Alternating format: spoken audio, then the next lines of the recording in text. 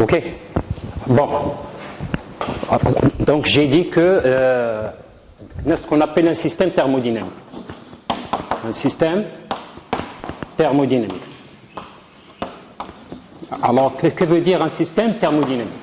Alors, le mot thermodynamique, donc il y a une liaison entre le mouvement et la température. Et j'ai donné deux exemples.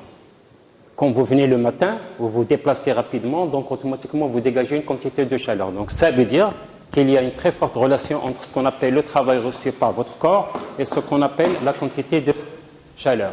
Si vous venez doucement, vous allez dégager doucement une quantité de chaleur, et si vous venez rapidement, vous allez dégager une grande quantité de chaleur. Donc on va voir ce qu'on appelle les systèmes thermodynamiques. Donc pour cette raison, on va donner trois exemples. Alors, si je prends les rails d'un train, les rails, SCA, donc il a une certaine longueur L, il a une largeur, petite L, et il a une épaisseur. Donc il a un certain volume V.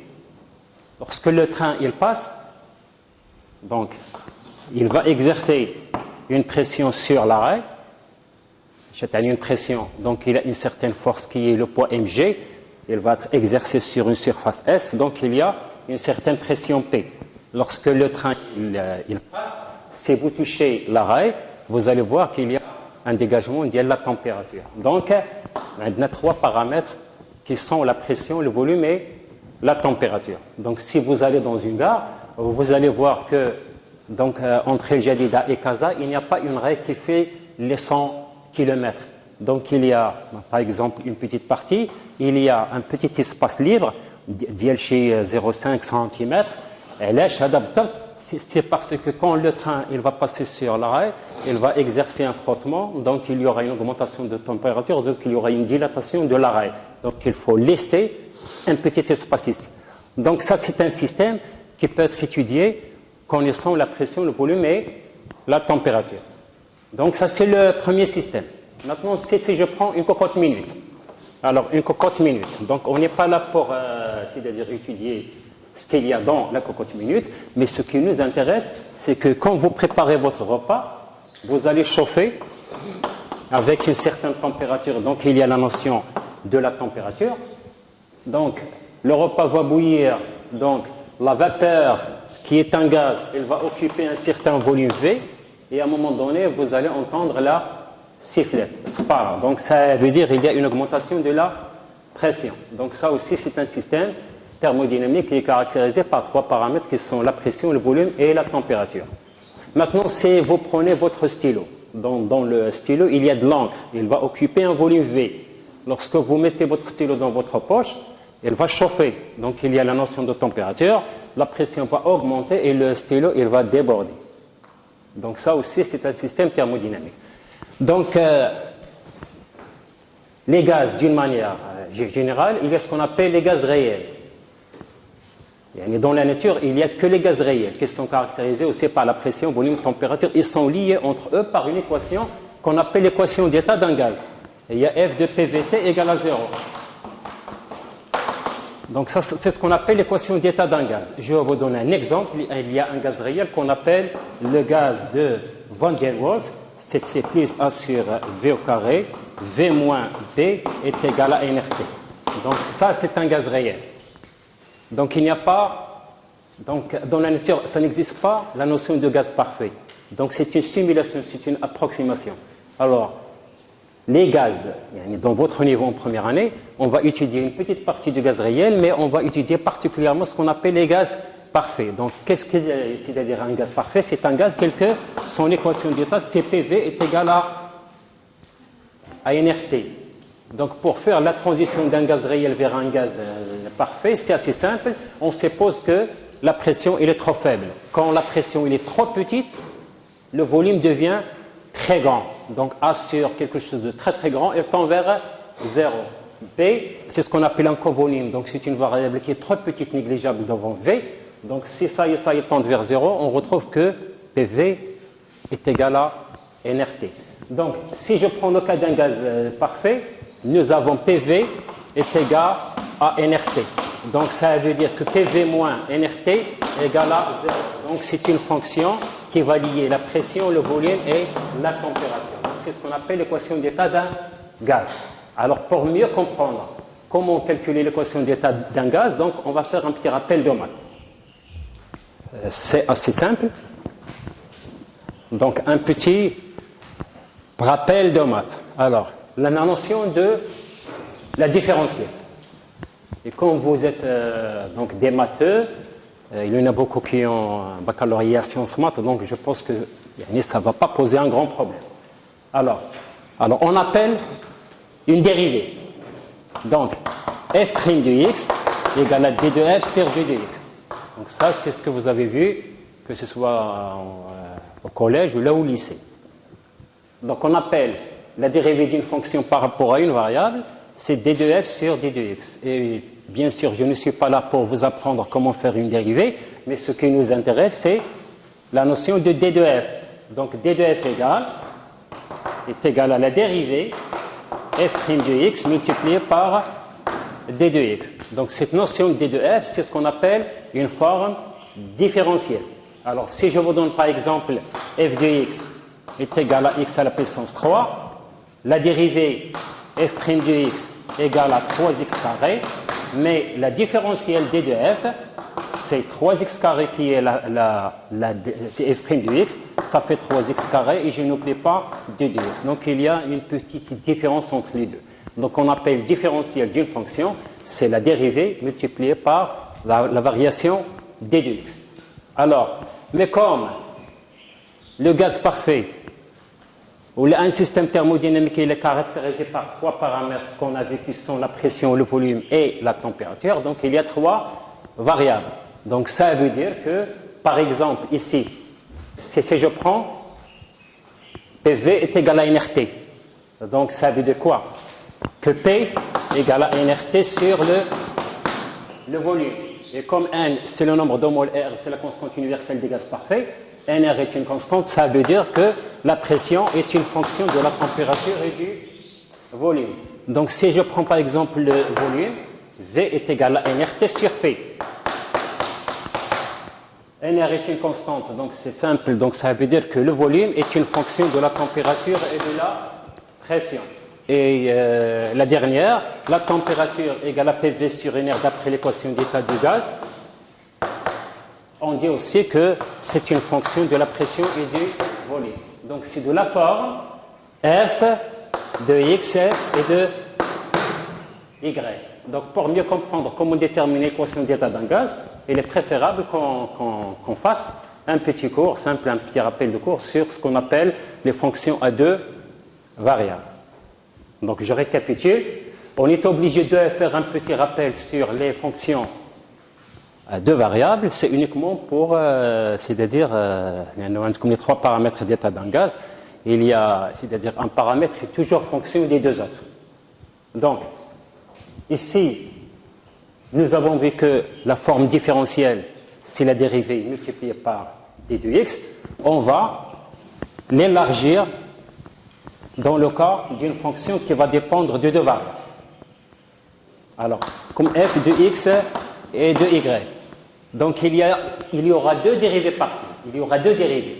Il y aura la dérivée de la fonction par rapport à x et il y aura la dérivée de f par rapport à y. C'est-à-dire, d'une manière générale, on appelle forme différentielle d'une fonction qui dépend de deux variables. C'est la dérivée de la fonction par rapport à x sans oublier de mettre d de x. Et bien sûr, j'ajoute tout simplement la dérivée de cette même fonction par rapport à y, d de y. D'une autre manière, d de f est égal.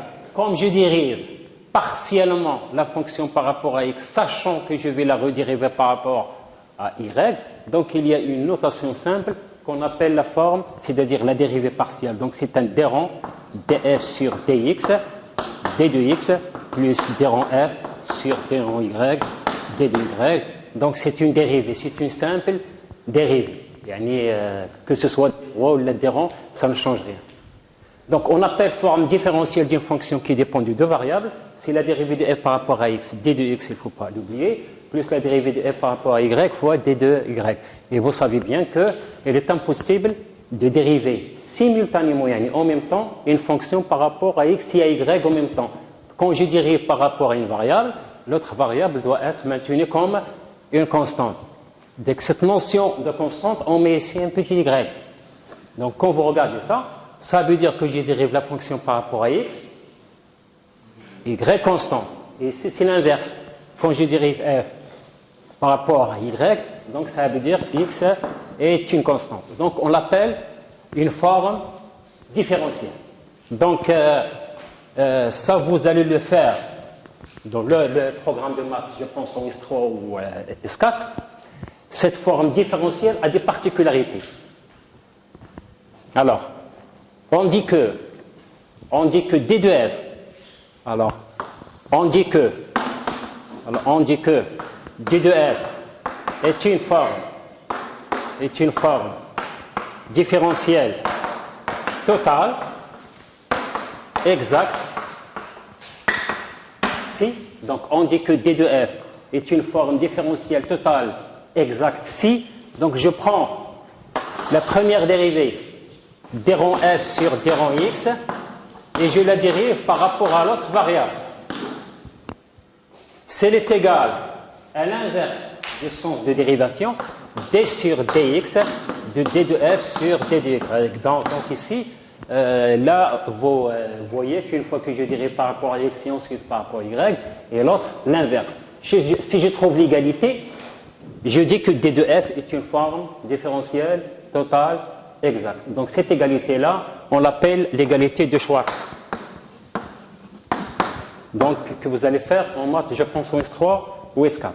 Donc je récapitule en 2 secondes. On est obligé d'étudier les fonctions à 2 variables, x et y. Pourquoi? Parce qu'en thermodynamique, on a besoin, c'est-à-dire de déterminer l'équation d'état d'un gaz réel. Et comme une variable dépend des 2 autres, c'est comme si vous avez une fonction qui dépend de 2 variables x et de y. Donc tout ce que vous devriez savoir, c'est l'écriture d'une forme différentielle. Donc c'est la dérivée partielle par rapport à x dx plus df sur dy fois d dy. Et là, une particularité simple. On dit que d de f est une forme différentielle totale exacte si l'égalité de Schwarz est vérifiée. Ça veut dire que la dérivée croisée doit être la même. Si je trouve l'égalité, je dis que d de f est une forme différentielle totale exacte. Dans ce cas, je pourrais calculer la fonction f. Si je ne trouve pas cette égalité, je laisse tomber et je dis que d de f n'est pas une forme différentielle totale exacte. Est-ce que c'est clair? Très clair? Donc là, vous posez vos stylos et on va faire un exemple rapidement. Vite fait.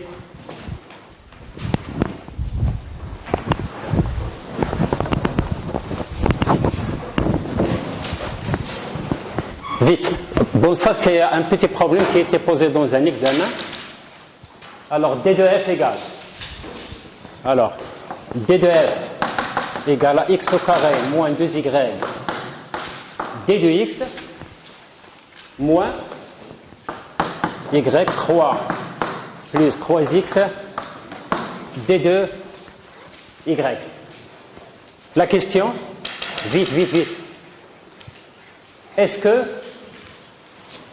Est-ce que cette fonction d de f, Allah yakhlik, vous posez vos stylos, vous regardez bien. Vous regardez bien. Une fois que vous allez comprendre, vous pouvez recopier. Mais il faut comprendre d'abord.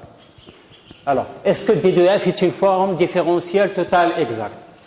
Donc, un étudiant ou bien une étudiante normale, ce qu'elle va faire, c'est simple. Elle va dire, tiens, j'ai déjà vu dans le cours que d de f égale à d rond f sur d rond x dx plus d rond f sur d rond y dy. Ça veut dire que je ne suis pas obligé de mettre un y ici ou le x, et non, automatiquement, quand je dérive par rapport à une variable, l'autre est une constante. Donc ça, c'est la mémorisation, c'est-à-dire qu'il faut un petit peu d'intelligence. Je fais une comparaison. Ça veut dire que la dérivée de f par rapport à x égale à ça. Donc ça veut dire que df sur dx égale à x au carré moins 2y. Et ça veut dire que ça, c'est moins ça. Là, on a un plus. Donc c'est moins ça. Donc d de f sur d rond f sur d rond y égale moins y3 moins 3x.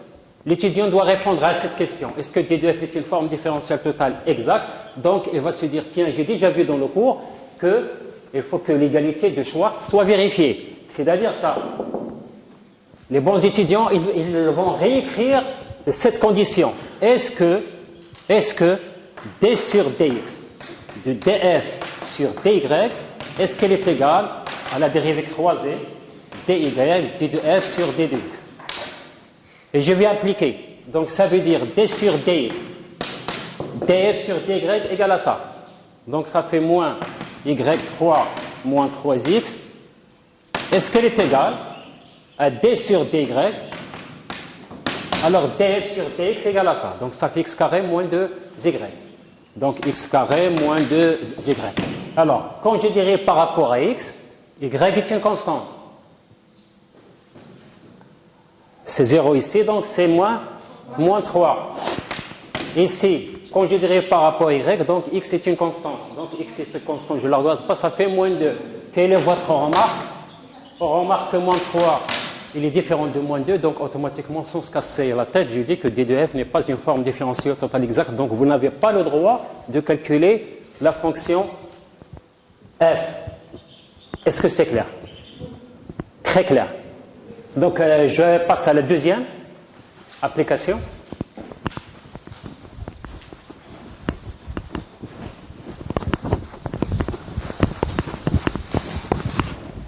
Il faut copier jusqu'à la fin. Il faut poser vos stylos et vous regardez bien. Alors d de g égale à x carré, non c'est x3, x carré sur y carré d de x moins 2 tiers x3 sur y3 d de y. Est-ce que d de g est une forme différentielle totale exacte? Là aussi, je vais refaire la même écriture. Je vais réécrire la forme différentielle. d de g, c'est d rond g sur d rond y d de x plus d rond g sur d rond y d de y. Est-ce que c'est clair? Maintenant, je vais sortir les deux dérivées partielles. Alors, dg sur dx égale d de g sur d de x égale x carré sur y carré égale à x carré sur y carré, et d de g sur d de y, sans oublier le signe moins, ça va vous faire moins 2 tiers, moins 2 tiers x3 sur y3. Les bons étudiants et les bonnes étudiantes, ils vont réécrire l'égalité de Schwartz. Est-ce que, point d'interrogation, est-ce que d sur dx de d de g sur d de y, est-ce qu'elle est égale à la dérivée croisée dy d de g sur d de x? Donc il suffit tout simplement de remplacer. Donc ça vous fait d sur d de x, dg sur dy égale à ça, donc je la recopie, ça fait moins 2 tiers x3 sur y3. Est-ce qu'elle est égale la dérivée inverse d sur d de y, de quoi? De x carré sur y carré. X carré sur y au carré. Donc ce n'est pas la peine de vous rappeler à chaque fois que quand je dirais par rapport à une variable, l'autre c'est une constante. Donc, le y est une constante. Moins 2 tiers fois 1 sur y3 est une constante. Donc il suffit de dériver x au cube. Ça fait 3x carré. Vous simplifiez par 3, donc il vous reste quoi? Moins, vite, moins 2 x carré sur y au cube. Ici, quand je dirais par rapport à y, x est une constante. Donc x carré est une constante. La dérivée de 1 sur y carré, c'est moins 2 sur y 3. Donc, c'est-à-dire, vu que c'est pour votre première année, il faut faire le calcul mental et rapide. Il ne faut pas dire moins 2y sur y à la puissance 4 et je simplifie. Ça fait moins 2 sur y3 d'une manière directe. Donc ça fait moins 2 x carré sur y3. Alors qu'est-ce que vous remarquez? Vous remarquez quoi? Qu'elles sont égaux. Donc quelle est la conclusion? d de g est une forme différentielle totale exacte. Donc là, j'ai le droit de calculer la fonction g. Est-ce que c'est clair? Des questions? Y a-t-il des questions? Aucune. Donc, moralité. Pourquoi on est obligé d'étudier une fonction de deux variables? Parce que les gaz, ils sont caractérisés par trois variables d'état. Pression, volume et température. Une variable est fonction des deux autres. Donc, pour la détermination de l'équation d'état d'un gaz, on est obligé de calculer ou d'étudier ce qu'on appelle les formes différentielles. La définition de la forme différentielle, c'est ça. Il y a une seule condition. D2F est une forme différentielle totale exacte, c'est l'égalité de Schwartz, c'est les vérités. On a vérifié dans le premier exemple que D2F n'est pas une forme différentielle, donc ça s'arrête là. On n'a pas le droit d'étudier la fonction f. Par contre, dans le deuxième exemple D2G, on a constaté que c'est une forme différentielle totale exacte. Donc, on a vérifié l'égalité de Schwartz et on a conclu que D2G est une forme différentielle totale exacte. Donc, maintenant, on a le droit de calculer G. Est-ce que c'est clair? Donc, je vous laisse 2 minutes pour recopier ça. Donc, moralité, D2G, c'est une forme différentielle totale exacte. Donc, on a le droit de calculer la fonction G. Donc, comment faire? Je cherche une fonction telle que, si je la dérive par rapport à x, je dois trouver x carré sur y carré. Et si je la dérive par rapport à y, je dois trouver moins 2 tiers x cube sur y cube. Donc, la méthode, elle est simple. Je vais prendre l'une des deux dérivées, ou bien celle-là ou celle-là, comme vous voulez. Alors, si je prends la première dérivée partielle, donc, vous regardez bien. dg sur d de x égale à quoi? X carré sur y carré. Regarde bien. Ça veut dire quoi? Que d de g égale x carré sur y carré d de x. Et je vais intégrer. L'intégrale de d de g, c'est g de x et de y, parce qu'il dépend de deux variables égales. Alors, y est une constante. Oui ou non? Et nous avons d de g sur d de x à y constante. Donc, je peux la faire sortir de l'intégrale. Donc, ça vous fait 1 sur y carré, l'intégrale de x carré d de x égale. L'intégrale de x carré, c'est 1 tiers de x3, donc ça fait x3 sur 3y carré, et comme je n'ai pas précisé les bornes de l'intégrale, donc il faut une constante d'intégration que je peux mettre, par exemple, 1k. Est-ce que c'est clair? Mais comme cette dérivée a été obtenue à y constante, peut-être que cette constante pourrait dépendre de y. Donc, par précaution, on n'a rien à perdre, on va mettre k de y. Et on va voir ce que ça va donner. Donc, on a répondu la question. Alors, g de x et de y égale à x3 sur 3y carré plus k de y. Donc, ça, c'est la réponse à la question. Mais il y a un problème. Je dois déterminer la constante d'intégration. Donc, comment faire? Il y a un autre moyen. On peut utiliser la deuxième dérivée partielle. Donc, qu'est-ce qu'on va faire? Je vais prendre cette fonction g et je vais calculer la même dérivée. C'est-à-dire, je vais la dériver par rapport à y et faire la comparaison. Donc, je vais dériver g par rapport à y maintenant à x constante égale la dérivée de g par rapport à y à x constante. Donc, il suffit de dériver 1 sur y carré. C'est moins 2 sur y 3. Donc, ça vous fait moins 2x3 sur 3y 3. Plus la dérivée de k par rapport à y. Il y a k' de y plus k' de y qui doit être égal à cette dérivée partielle parce que c'est la même dérivée. Donc, ça vous fait moins 2 tiers, moins 2 tiers x3 sur 3y 3. Donc, si vous faites une comparaison, je peux simplifier. Il vous reste quoi? K' de y égale 0. Ça veut dire que k est une simple constante qui ne dépend pas de la variable y. Donc, d de g est une forme différentielle totale exacte parce que l'égalité de Schwartz il est vérifiée. Pour répondre à cette question si simple, vous prenez n'importe quelle dérivée partielle, vous l'intégrez, ça va vous donner la fonction g que vous cherchez avec une constante d'intégration qui peut dépendre de la deuxième variable qu'on a considérée comme une constante.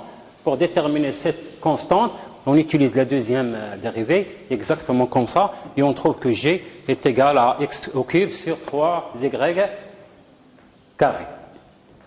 Bon, ça, l'utilité d'étudier ce rappel mathématique, c'est la détermination des fonctions à partir des formes différentielles. Maintenant, on va faire, c'est-à-dire on va attaquer l'exemple dans le cas d'un système thermodynamique. Donc, si je prends le cas d'un gaz parfait, alors, si je prends le cas simple d'un gaz parfait,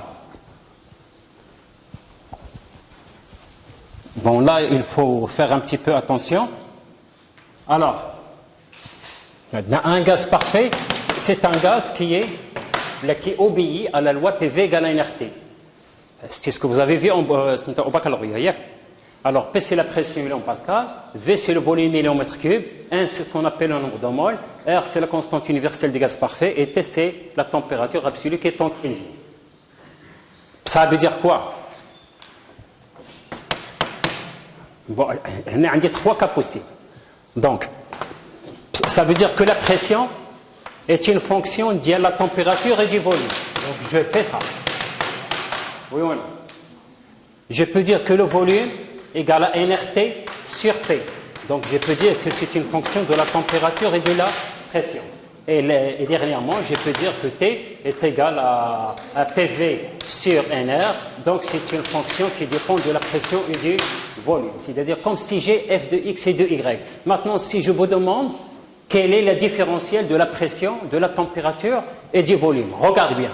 Alors, si je veux calculer la forme différentielle, alors les bons étudiants, ils vont dire quoi? On a déjà vu dans le cours que maintenant d de g, il y a d de g sur dx plus d de g sur dy. Donc, il faut considérer par exemple g comme la pression, x comme la température et y comme un volume. Donc, ça veut dire quoi? Que d de p, c'est dp sur vite sur dv dv plus dp sur dt dt. Donc, P, V, donc il vous manque la température, donc elle est constante, et vous avez la température ici, et la pression, donc il manque le volume. Donc ça, c'est la forme différentielle de la pression. Maintenant, si je fais la même chose pour le volume, vite, d de V égale, ça fait d de V sur d de P, d de P plus d de V sur d de T, dt. Donc vous avez la pression, le volume, il reste la température. Vous avez le volume et la température, il reste la pression. Et à la fin, nous avons la forme différentielle de la température égale dt sur dp, dp plus la dérivée de t par rapport à v, d de v. Donc vous avez t et p, il manque le volume, et vous avez t et v, il manque la pression. Donc ça, c'est ce qu'on appelle les trois formes différentielles de la pression, volume et température qu'on va étudier tout au long du cours de thermodynamique. Donc, une petite remarque simple, et là je redis, et je le répète, les étudiants intelligents, et bien sûr les étudiantes aussi, ils vont remarquer une chose. Premièrement, comme d de p sur d de v. Et vous avez ici d de v sur d de p. Donc c'est la même dérivée, seulement c'est l'inverse. Vous avez dp sur dt. Et ici, vous avez dt sur dp. Donc c'est l'inverse. Et à la fin, là, vous remarquez que vous avez d de v sur dt. Et là, vous avez dt sur dv. Donc ça veut dire que tout ce qu'on va faire dans le cours de la thermodynamique, il est basé sur trois dérivées partielles que je vais noter ici.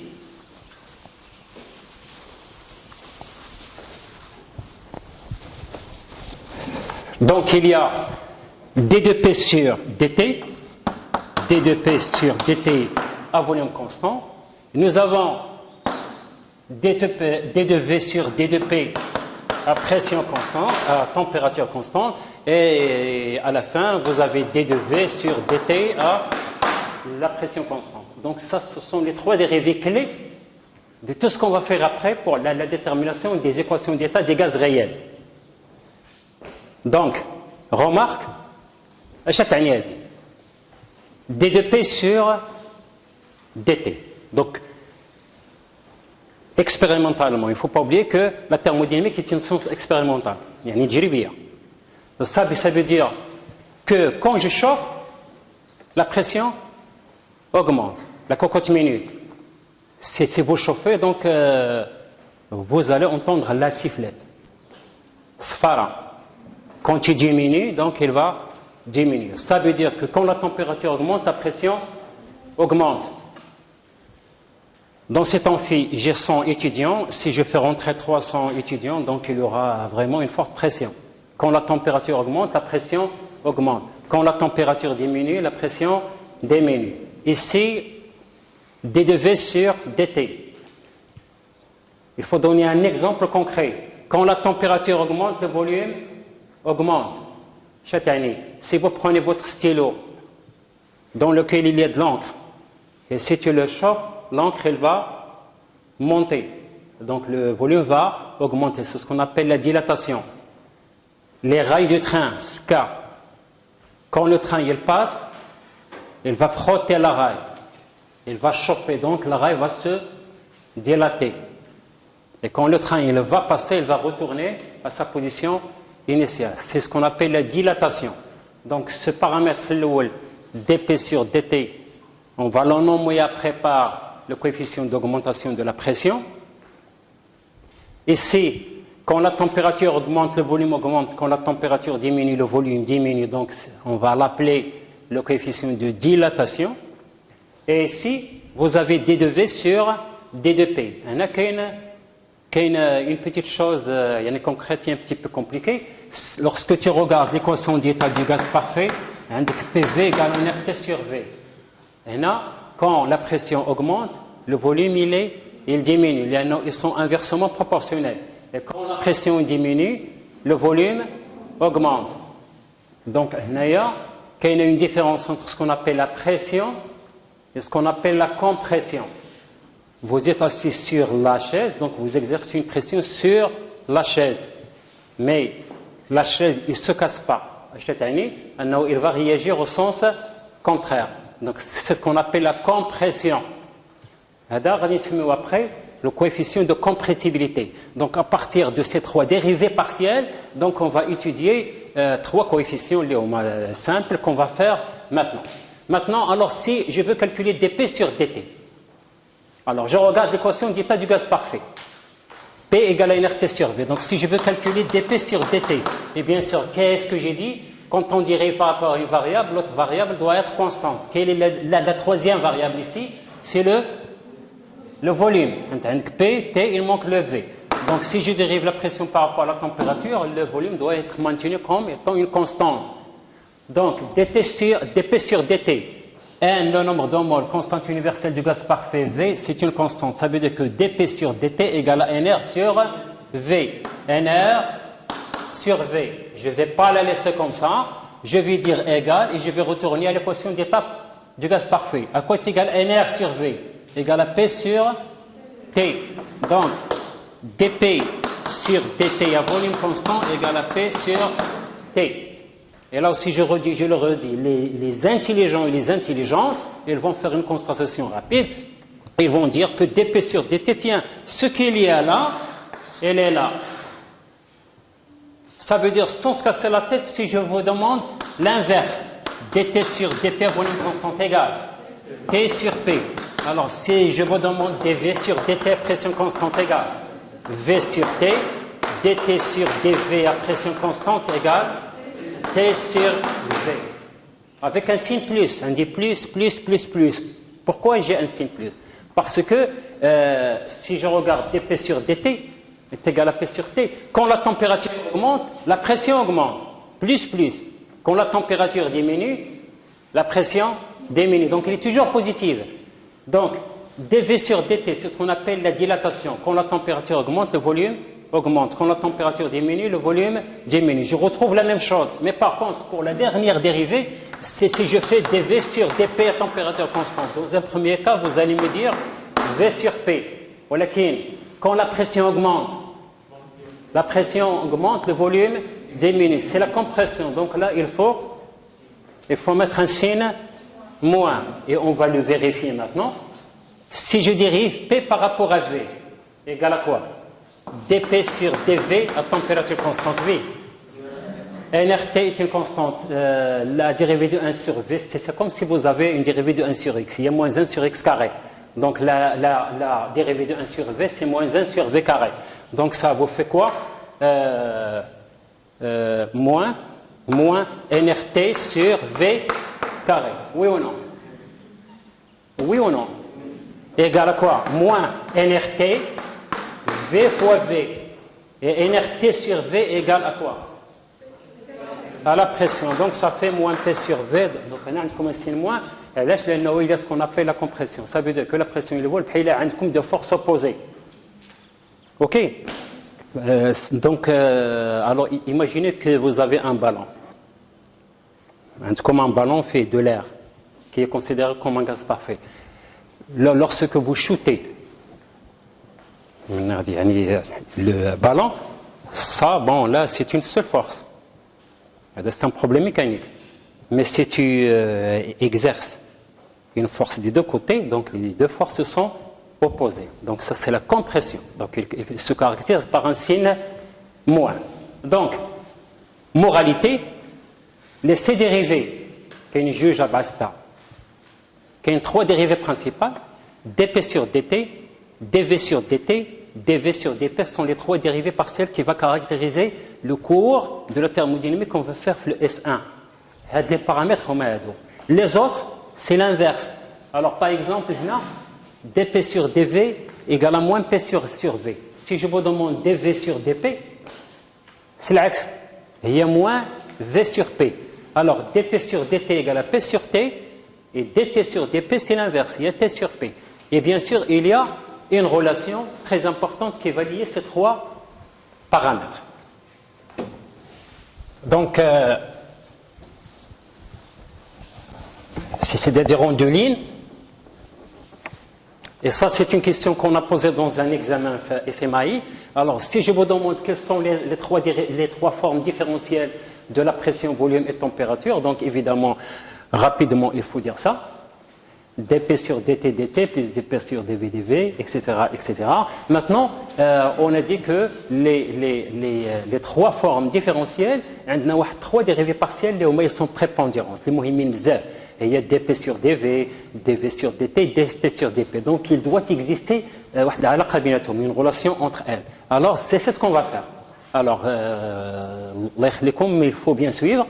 Alors je vais prendre d de P égale, regarde bien, d rond P sur d rond V dV, plus d rond P sur d rond T dV. Et là aussi, ce n'est pas la peine que je vous dise à chaque fois que vous avez P, V, T, vous avez P et T et V.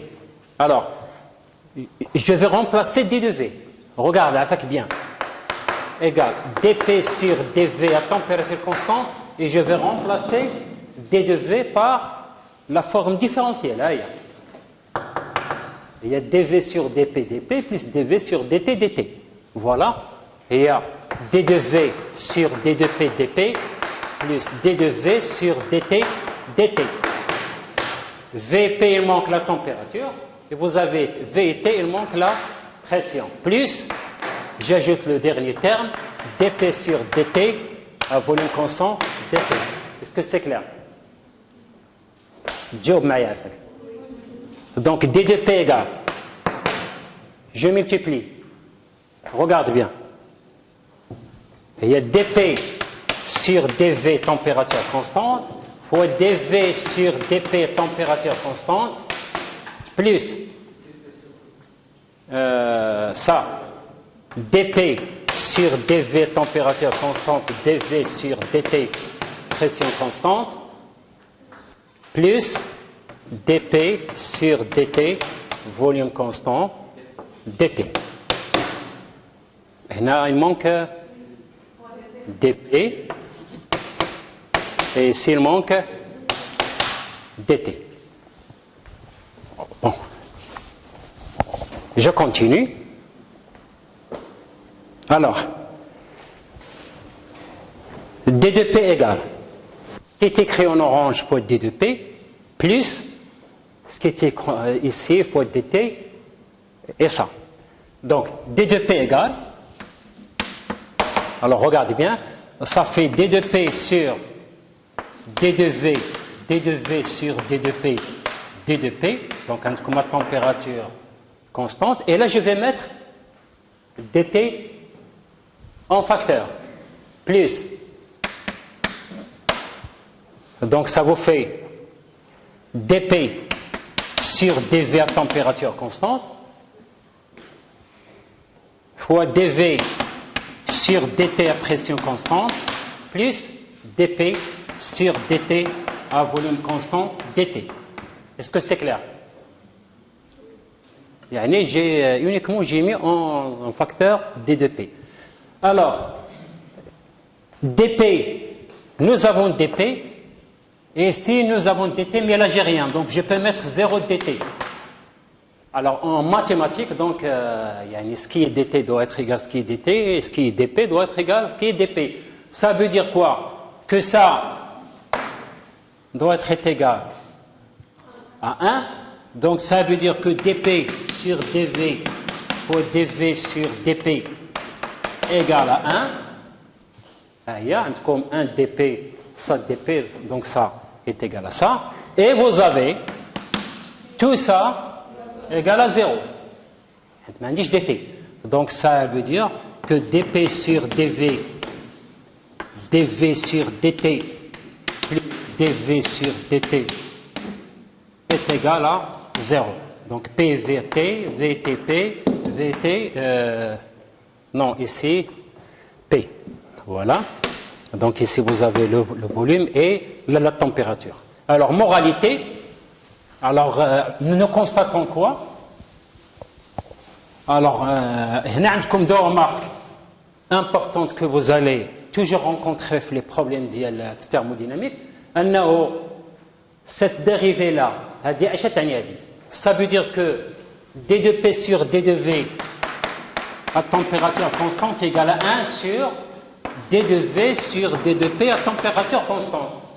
Et si vous avez une bonne mémoire, alors nous avons trouvé que dP sur dV dans le cas d'un gaz parfait égale à moins P sur V. Oui ou non? Et si je vous demande de calculer dV sur dP, il faut faire l'inverse. Donc, la alaqa entre dP sur dV et dV sur dP, c'est tout simplement l'inverse. Alors, la deuxième relation, il a dit, et donc ça, je vais le mettre ici. Donc, ça vous fait dP sur dV, dV sur dt égale à moins dP sur dt. Vous avez volume constant, pression constante et la température constante. Et je vais diviser. Donc ça vous fait dP sur dV fois dV sur dt, la pression constante, fois 1 sur ça. Et on a vu que c'est l'inverse. Donc ça fait dt sur dP, un volume constant, égal à moins 1. Alors cette relation-là, on l'appelle l'identité cyclique, ou bien la relation cyclique. Là, on fait un cycle. dP sur dV, dP sur dV, dV sur dt, dt sur dP. Il a un cycle. Je vérifie mon résultat dans le cas d'un gaz parfait. Quelle est la valeur de dP sur dV dans le cas d'un gaz parfait? Vite. Moins P sur V. Quelle est la valeur de dV sur dt? V sur T.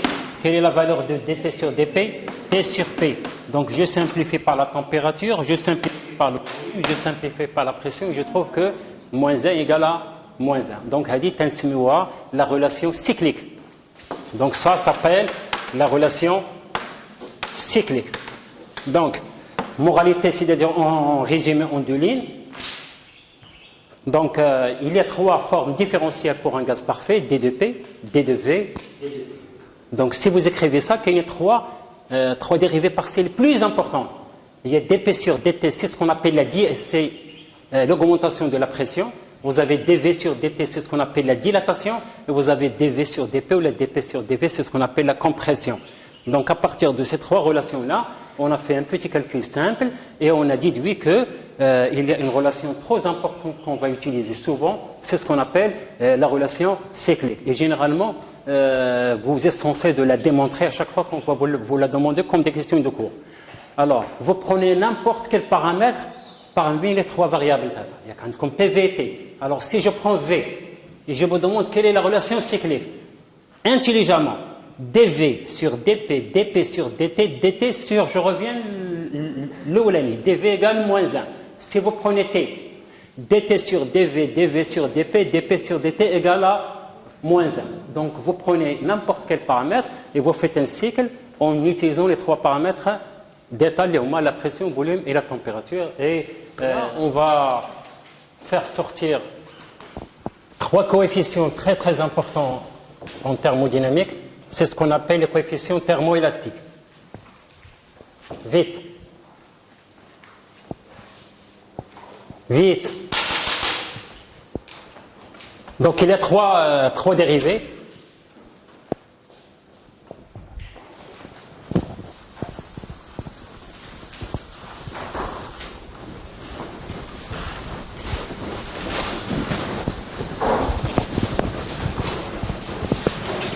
Voilà, j'ai dit qu'il faut une rapidité.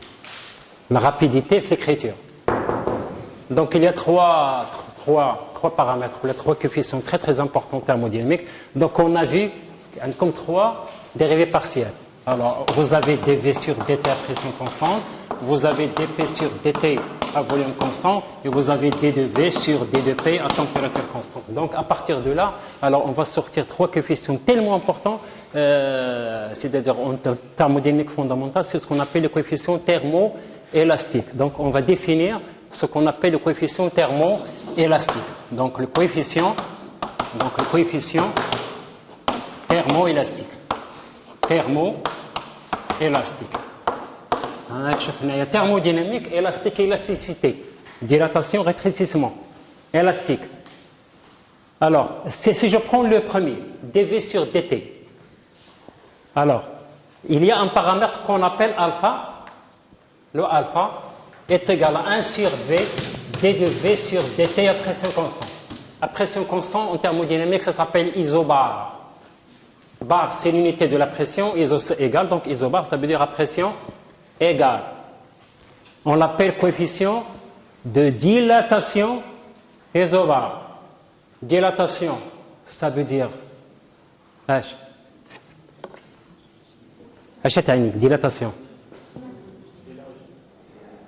Ouais, si je prends un fil de caoutchouc et je le chauffe, il va se dilater. C'est le coefficient de dilatation à pression constante. Isobar.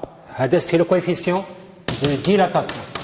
De dilatation isobar ou bien à pression constante, alpha. Il y a ce qu'on appelle le coefficient bêta. C'est 1 sur P, dρ P sur dρ T à un volume constant. Quand la température augmente, la pression augmente. Quand la température diminue, la pression diminue. Le principe de la cocotte minute, quand vous chauffez, vous entendez la sifflette.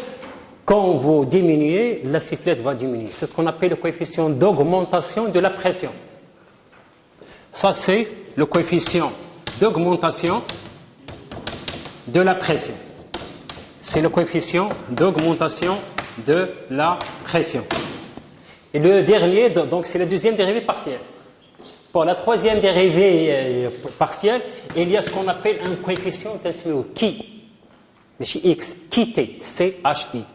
Qui t égale moins 1 sur V, d de V sur d de P à température. En cela, vous remarquez bien le signe moins, parce que pour la dérivée, on va trouver un signe moins. Donc il y a ce qu'on appelle la compression. Ça s'appelle le coefficient de compressibilité isotherme. Lorsque la température est constante, on dit qu'il est isotherme. Terme, ça veut dire température, iso égale, donc isotherme, ça veut dire à température égale. Donc c'est ce qu'on appelle le coefficient de compressibilité. Compressibilité isotherme. Donc, عندكم هنايا donc il y a trois cas, trois nomenclatures que vous allez faire. Quel est le mot isotherme? Ça veut dire température constante. Vous avez isobar, bar, il y a l'unité de la pression. À pression constante, il y a ce qu'on appelle, après on va faire ça, les transformations, il y a ce qu'on appelle l'isocore. Corps ou le volume, isocore ça veut dire un volume constant. Donc isotherme, isobar, isocore. Donc il y a trois coefficients alpha, bêta et t. Le premier, dV sur dt, c'est la dilatation, l'augmentation de la pression, compressibilité. Bien sûr, il y a une relation très importante qui va lier ces trois paramètres. Alors, si je vous pose dans un examen quelle est la relation qui va lier alpha, bêta et t, vous allez me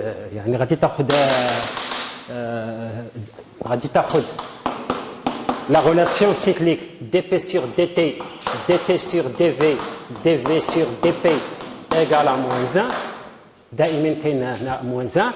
Pression, température, volume, température, pression, volume, pression. Alors dp sur dt, regardez bien les trois coefficients. Où est-ce qu'il est dp sur dt? Elle est là. dp sur dt égale à bêta fois p. Bêta fois p. Donc ça, c'est bêta fois p. Regardez dt sur dv. dv sur dt égale à alpha v. L'inverse, c'est 1 sur alpha v. Alors ça, c'est 1 sur alpha v. Et la dernière, dv sur dp, c'est moins qui v. Donc ça fait moins qui v. Donc moins qui v doit être égal à moins 1. Donc vous simplifiez par le volume. Donc non, il y a un problème, non?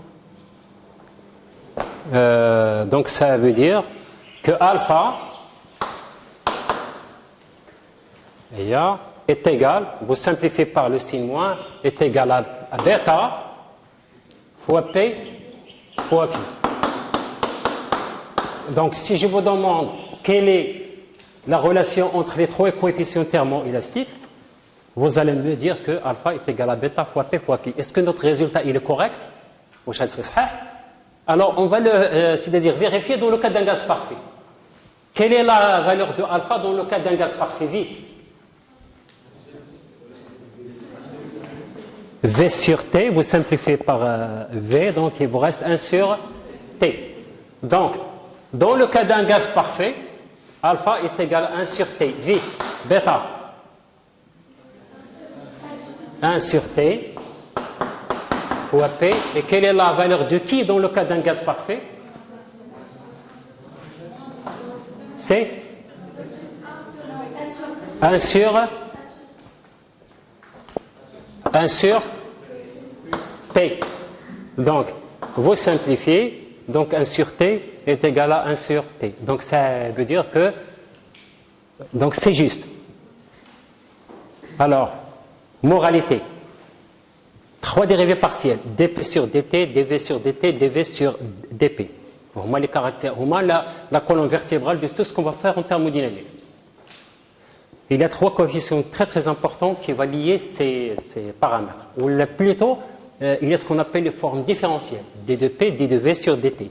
À partir de là, vous êtes capable de déterminer, de démontrer ce qu'on appelle la relation cyclique. dp sur dv, dv sur dt, dt sur dp égale à moins 1. Parce qu'on va vous la demander dans un examen. Démontrer la relation cyclique. Donc on l'a fait.